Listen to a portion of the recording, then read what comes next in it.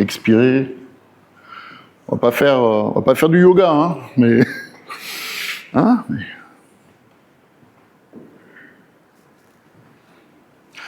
Cette semaine, on a lu toute la semaine, à part hier, ceux qui ont le plan de lecture, on a lu chapitre 11 de la lettre aux Hébreux. Tous les ans, c'est la même période, on lit ce chapitre-là. Je trouve que c'est un chapitre extraordinaire où on parle des héros de la foi. Et je ne le lis pas qu'une semaine dans l'année, mais régulièrement, je reprends ce texte. Je me rappelle les choses essentielles qui concernent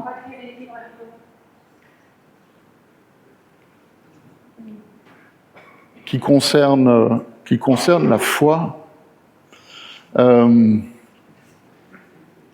La foi, c'est la ferme assurance des choses qu'on espère. Donc la question pour vous ce matin, c'est qu'est-ce que tu espères ? C'est pas la même chose que qu'est-ce que tu souhaites, mais qu'est-ce que tu espères bibliquement ?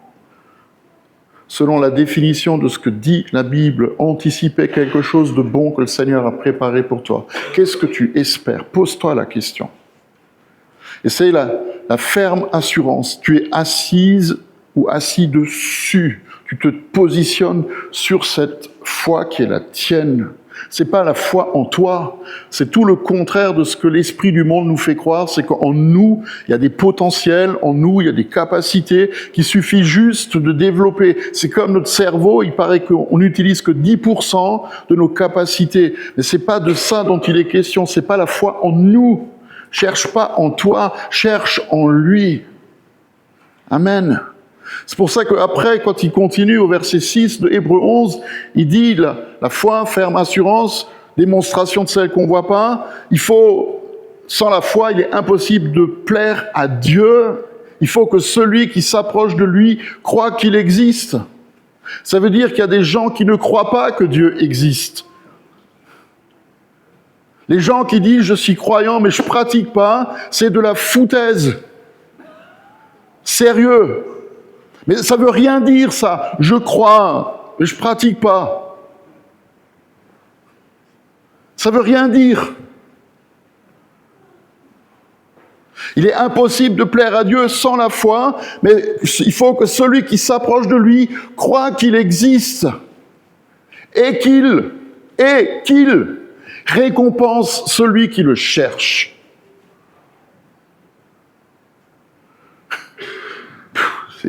Je dis souvent, c'est mon verset préféré, mais c'est quand même juste la réalité.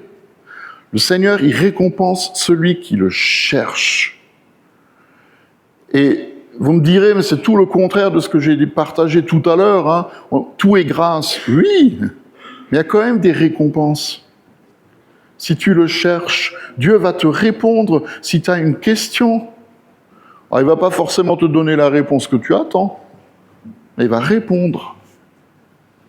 Il va te montrer qu'il est là. Et puis, je vais pas prêcher sur Hébreux 11, ce n'est pas le thème, mais gardez les yeux fixés sur Jésus, qui est au commencement de notre foi et qui l'amène à la perfection. La perfection, un jour, elle sera au ciel. Amen. Mais on peut progresser vers la perfection. Ça veut dire que chaque jour qui passe, je peux croire de mieux en mieux, de plus en plus, en celui qui est mon maître, qui est mon roi, qui est mon sauveur. Même si tu passes par Pentecôte, la pente, la côte, hein, comme disait Carlos. Même si parfois c'est compliqué, même si tu es dans la barque et puis il y a la tempête qui fait rage. Mais le Jésus qui est là avec toi dans la barque, tu peux le réveiller et lui dire « Seigneur, aide-moi, je suis en train de couler ». Et le Seigneur, qu'est-ce qu'il va faire ? Il va dire « débrouille-toi ». Un truc que les gens ils disent parfois « aide-toi, le ciel t'aidera ». C'est pas biblique, hein. Aide-toi et le ciel t'aidera. Non, le Jésus en toi, il va se réveiller et il va faire quelque chose pour toi. La seule question, c'est est-ce que nous le croyons ? Vraiment ? Est-ce que nous croyons que Dieu existe ? et qu'il donne à celui qui demande. Le problème, c'est qu'on met Dieu dans une case. C'est l'histoire du jeune homme riche tout à l'heure. Lui, il veut faire quelque chose pour hériter la vie éternelle. Et Jésus lui dit, pourquoi est-ce que tu m'appelles bon? En disant, il y a de bon que Dieu seul. Dieu est bon, point. Même dans les commandements, il est bon. C'est pour ça qu'il le renvoie à des choses qu'il peut faire et qu'il a faites. Oui, j'ai pas commis d'adultère. Qui de vous l'a fait? Non, c'est juste que... Du coup, il n'y a aucune main qui se lève. Qui de vous a volé, tué si on entend d'autres passages de Jésus, on est tous coupables. Hein. On a tous commis l'adultère, on est tous des meurtriers, on est tous des voleurs, on est tous des menteurs. Tu connais les commandements, tu veux jouer avec ça? Ok, essaye de faire, mais tu n'y arriveras pas. C'est pour ça que les disciples, ils comprennent rien. Ils disent, Seigneur, même si même les riches, ils peuvent pas être sauvés, mais qui c'est qui pourrait être sauvé? Par nous-mêmes, tu n'arriveras pas. Par toi-même, tu n'y arriveras pas. Essaie pas de gagner ton salut, ça sert à rien, tu vas te fatiguer et tu vas finir ta vie aigri comme un vieux con. Et tu vas être comme Bouddha. Vous savez que la dernière parole que Bouddha a prononcée, c'est « Je n'y suis pas arrivé ». Ben, si tu essaies par toi-même, tu n'y arriveras pas. Essaye pas, c'est pas la peine. Donc arrête de vouloir mettre Dieu dans des boîtes, dans des cases. Dieu a dit, Dieu a fait, et puis toi, il faut que tu te comportes de telle et telle manière pour gagner son amour. Non, c'est pas la peine. De toute façon, Dieu ne se laisse pas enfermer. Dieu, il est hors du temps. Dieu, il est hors de nos cases. Dieu, il est en dehors de notre même intelligence parfois. C'est comme les maths. Hein. Moi, je suis très bon en maths, tout le monde le sait. C'est le plus grand compliment qu'un jour quelqu'un ait pu me faire. « Oh là là, t'es bon en calcul mental. » Je savais pas. Les maths de Dieu, c'est un truc, ça tient pas la route. Honnêtement, ça tient pas la route. Quand il crée l'homme et la femme, il dit 1 plus 1 égale 1. Tu fais les 3 jours à l'armée, comme ça se faisait autrefois. Tu avais la question 1 plus 1 égale combien? Tu disais 1, tu étais recalé. Considéré comme malade psy, hein? Mais non. Mais bibliquement, 1 plus 1, ça fait 1. L'homme quittera son père et sa mère, il s'attachera à sa femme, pas à ses femmes. Parce que de nos jours, il faut le dire, préciser quand même, et les deux ne formeront plus que 1. Donc regarde ton conjoint si tu en as un, et dis-lui, tu es une partie de moi, je suis une partie de toi.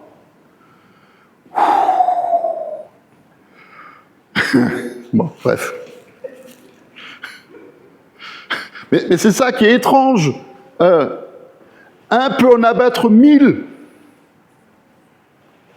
2 peuvent en abattre 10 000. C'est bizarre quand même. Un peut en abattre 1000, 2 peuvent en abattre 10 000. Donc les maths de Dieu, ça n'a rien à voir avec nos maths à nous. Amen. Donc ce matin, on va lire un texte avec une formule mathématique très simple à comprendre. Très, très simple à comprendre. Vraiment, n'importe. Un petit enfant peut le comprendre. F plus 0 égale 0.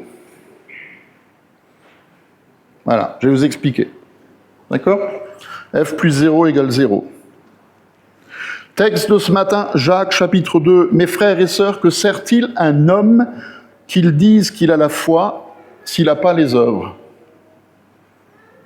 Cette foi peut-elle le sauver? Si un frère ou une sœur sont nus et manquent de nourriture de chaque jour, et que l'un de vous leur dise « Va en paix, va au chaud », rassasie-toi, rassasiez-vous sans pourvoir à leurs besoins, à quoi ça sert? Il en va de même pour la foi, si elle ne produit pas d'œuvre, elle est morte. F plus 0, c'est 0. La foi plus 0, c'est 0. Ça vaut rien. C'est t'es croyant, pas pratiquant. Ça vaut rien. Amen. Mais quelqu'un dira, toi tu as la foi, moi j'ai les œuvres. Montre-moi ta foi sans les œuvres, et moi je te montrerai, et par mes œuvres je te montrerai que j'ai ma foi. Tu crois qu'il y a un seul Dieu? Tu fais bien. Les démons aussi le croient. Vous savez que même le diable, il croit en Dieu, hein? Et il tremble. Veux-tu reconnaître, homme sans intelligence, que la foi sans les œuvres, elle est morte? Notre ancêtre Abraham n'a-t-il pas été considéré comme juste sur la base de ses actes lorsqu'il a offert son fils Isaac sur l'autel? Tu vois bien que sa foi agissait avec ses œuvres et que par les œuvres, sa foi a été menée à la perfection. Ainsi s'est accompli ce que dit l'Écriture: Abraham eut foi en Dieu et cela lui fut compté comme quelque chose de juste. Il a été appelé ami de Dieu. Vous voyez donc que l'homme est déclaré juste sur la base de ses actes et pas seulement de la foi. Rahab, la prostituée, on a entendu parler la semaine dernière, hein? Rahab, la prostituée, n'a-t-elle pas de la même manière été considérée comme juste sur la base de ses actes lorsqu'elle a caché les messagers et les a fait partir par un autre chemin? En effet, de même que le corps sans esprit est mort, de même la foi sans les œuvres, c'est zéro. C'est mort. J'ai regardé dans le dictionnaire biblique ce que c'est que la foi. Écoutez bien ce qu'il dit. Il dit la foi, c'est la croyance ou l'attitude confiante envers Dieu qui inclut pour quelqu'un un engagement ou une participation à la volonté de Dieu. La deuxième définition, la foi est une ferme conviction basée sur un abandon de soi-même et sur le renoncement à sa propre volonté. Est-ce que vous avez entendu? Je résume. La foi, ce n'est pas une adhésion intellectuelle ou cérébrale où on apprend, où on sait, où on peut croire après, mais ça implique de notre part une action. La foi, c'est participer à la volonté de Dieu, c'est s'y soumettre, c'est s'abandonner à soi-même, c'est renoncer à soi-même. Et je suis désolé, mais ce sont des verbes forts. Et on ne le fait pas en claquant des doigts. Amen. Et la dernière définition dit que la foi, c'est la partie de la vie chrétienne qui est là du commencement jusqu'à la fin. Comme Paul l'écrit en Éphésiens 1, c'est par la grâce que vous êtes sauvés par le moyen de la foi. La foi, c'est l'instrument de notre salut. Nous sommes sauvés par la grâce, point. Mais, nous sommes sauvés par la grâce, mais, la foi sans les œuvres, elle est morte. Sans les œuvres, la foi, c'est juste une théorie. La foi, sans qu'elle soit mise en pratique, c'est complètement inutile. Et ça nous remet quand même un tout petit peu en question pour notre vie de tous les jours. Parce que faire les œuvres bonnes que Dieu nous demande de faire, honnêtement, c'est pas très compliqué. Aimer Dieu, son prochain, comme soi-même, de tout son cœur. Alors, c'est pas compliqué à comprendre, d'accord? Ok. Jacques, et je le rappelle, c'est le frère de Jésus, frère dans la chair, né de Marie. Jacques, le frère de Jésus, il donne un exemple qu'il est très facile à saisir. Si tu vois ton frère qui est nu et tu ne fais rien pour lui, ta foi, c'est du pipeau.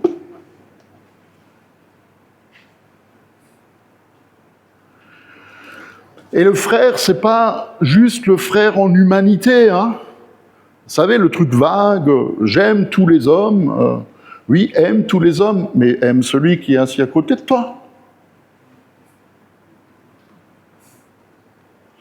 Le frère que tu dois aimer ou la sœur que tu dois aimer, c'est celle qui est à côté de toi. Et c'est pas culpabiliser les gens que de le dire, c'est juste mettre en pratique ce que je crois. Ce que Jacques fait, comme Jésus l'a fait, comme Paul le fait, c'est dénoncer l'hypocrisie de ceux qui disent mais qui font pas.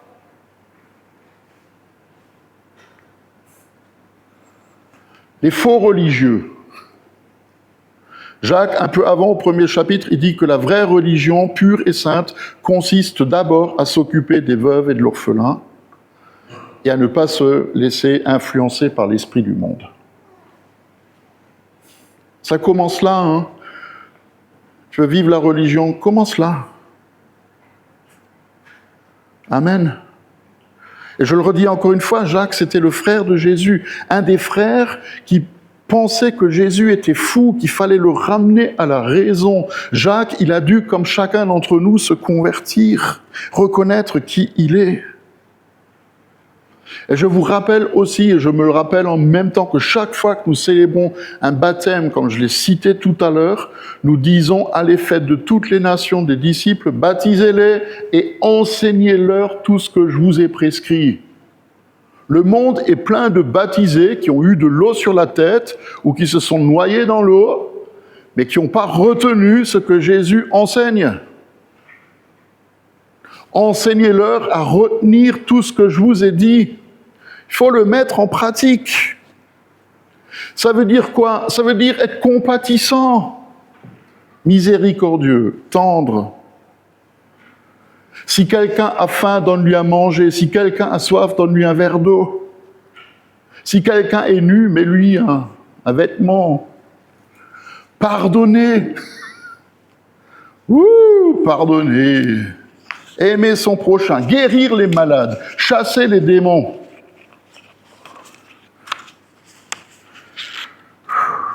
Être humble de cœur, être doux, prier sans cesse, avoir foi en Dieu, garder notre cœur, être sel, être lumière.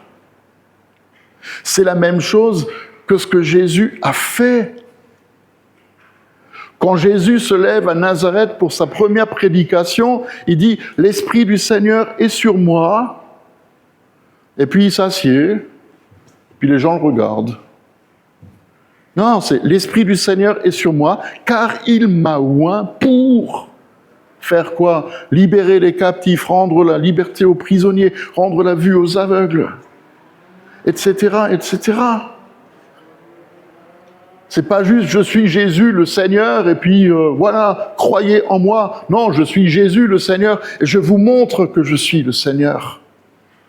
Nous portons Christ en nous. Est-ce que nous montrons aux autres à qui nous appartenons?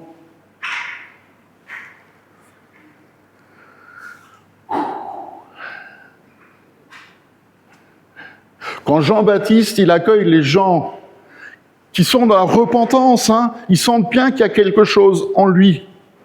Et que les gens, ils disent, qu'est-ce qu'on doit faire? Jean-Baptiste, il devient concret, il leur dit, toi qui es militaire, ne prends pas le double de ta solde, prends ce qui te revient.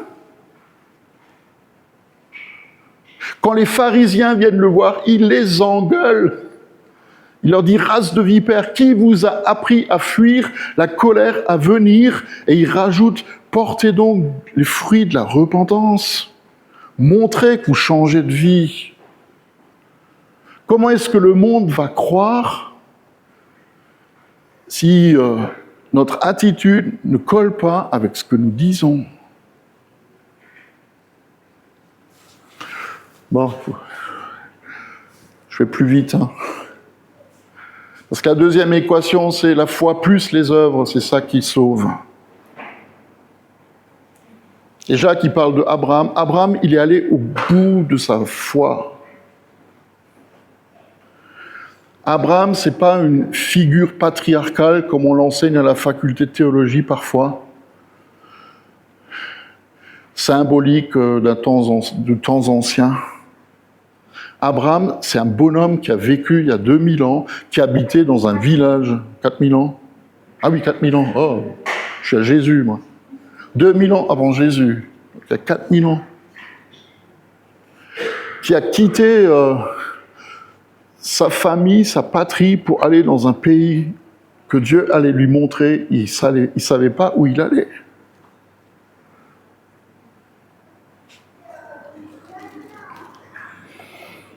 Il a obéi à ce que Dieu lui demandait. Et c'est pour ça qu'il est devenu le père de la foi. C'est pour ça qu'il est devenu le patriarche des Juifs par Isaac et qu'il est devenu le patriarche des Arabes, pas des musulmans, hein. Souvent on confond. Il est devenu le patriarche des Arabes par Ismaël. Et dans sa généalogie, ça le conduit jusqu'à Jésus. Et Jésus le dit. Pourquoi est-ce qu'Abraham a été déclaré juste? Parce qu'il a cru ce que Dieu lui disait, c'était vrai, mais qu'il l'a montré. Est-ce que je peux me permettre de faire un petit exercice avec vous? Ça va? Ça fait pas mal, hein? D'accord. Je vais juste vous demander de vous lever. Ok, merci. Puis merci, vous pouvez reprendre place, vous asseoir.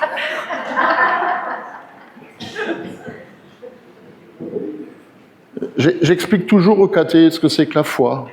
La foi, on l'exerce tous les jours. Vous avez exercé votre foi juste à l'instant. Je vous ai dit de vous lever. Quand je vous ai dit de vous asseoir, vous êtes assis, vous n'êtes pas posé la question si le banc il va tenir. Vous comprenez ce que je veux dire?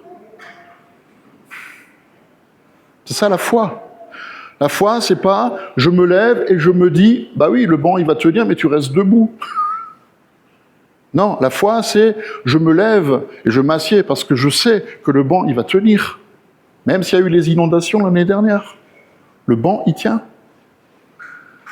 C'est la même chose avec si je vais derrière au tableau, j'appuie sur l'interrupteur, je vais éteindre les lumières. Je peux faire une belle théorie et dire, oui, je sais que si j'appuie sur le bouton, la lumière va s'éteindre. Et puis après, à la fin, tu as une facture d'électricité que Uber ne peut plus payer, parce que ça reste allumé. Comprenez? La foi, elle est agissante. Et c'est parce que la foi est agissante, comme Abraham a agi, que nous arrivons au salut. C'est ce que Jacques nous dit. L'un va avec l'autre, l'un ne va pas sans l'autre. Amen. Ok? Est-ce qu'on peut prier ensemble?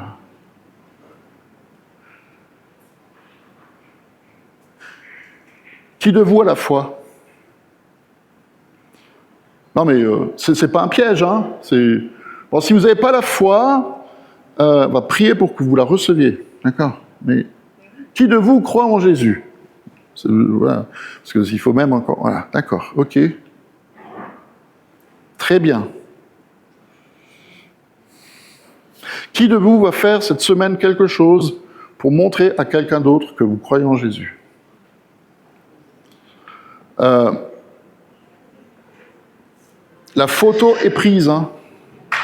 Moi, je ne vais pas vérifier que ce que vous dites, vous le faites. Le Seigneur a vu. Donc si vous allez montrer cette semaine à quelqu'un que vous croyez en Jésus, eh bien, vous êtes sauvés. Amen. Et on veut juste te demander, Seigneur, ce matin, que tu nous donnes la cohérence. La cohérence entre ce que nous disons et ce que tu nous demandes de faire. La cohérence entre ce qui est dans notre cœur et ce que notre bouche dit ou ce que nos mains font. Et on l'a entendu la semaine dernière dans ta parole.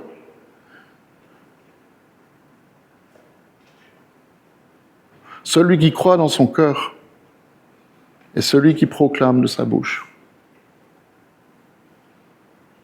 Celui qui croit dans son cœur et qui agit en fonction de ce qu'il croit. Et nous te prions, comme nous avons prié tout à l'heure, que toi, Saint-Esprit, tu viennes et tu nous renouvelles. Et bien, renouvelle-nous.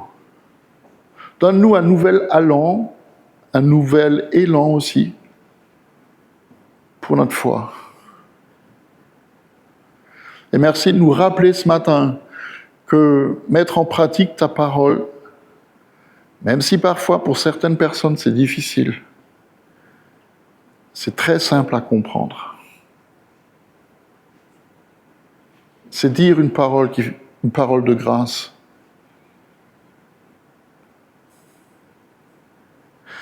C'est donner une pièce à un mendiant qui tend la main.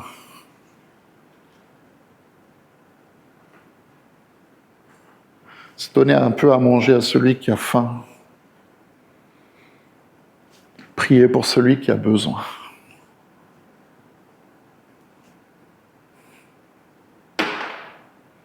Et là où nous manquons de foi, et donc aussi de mise en pratique, s'il te plaît, augmente notre foi. Amen.